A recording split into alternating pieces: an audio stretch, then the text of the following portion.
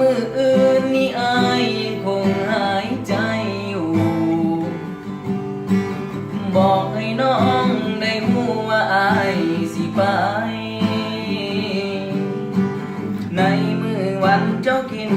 ดองน้องอุตส่าห์มีน้ำใจฝากซองให้อายเป็นเกียรติไปร่วมงานก็ย้อนเนาะว่าความหลังแล่นต่ำหัวอกคนเป็นแฟนเก่ามันทรมานภาพของเจ้ามือเขาเนาะพาขวัญย่านอยู่เดินตาหวานย่านน้ำตาไปหวานใส่งานบุญแอว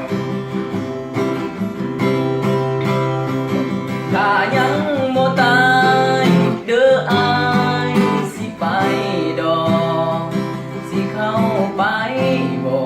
กให้หักกันมันแก่นโจมแข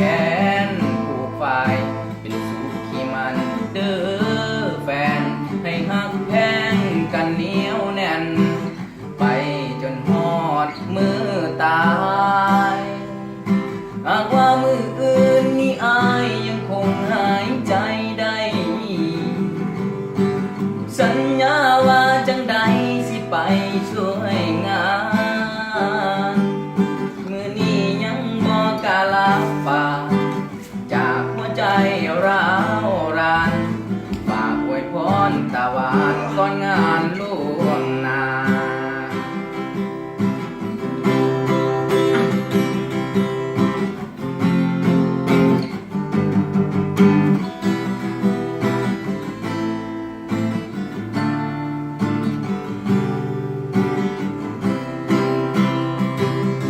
ยังบ่ตายเด้ออายสิไปดอกสิเข้าไปบอกให้หักกันมันแก่นโจมแขนผูกฝ่ายเป็นสุขที่มันเด้อแฟนให้หักแพงกันเหนียวแน่นไปจนฮอดมื